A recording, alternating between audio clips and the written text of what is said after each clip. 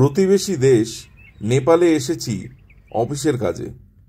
অফিসের কাজে কোথাও গেলে সময় মূলত কেটে যায় রাস্তায় এবং নানান রকম মিটিংয়ে।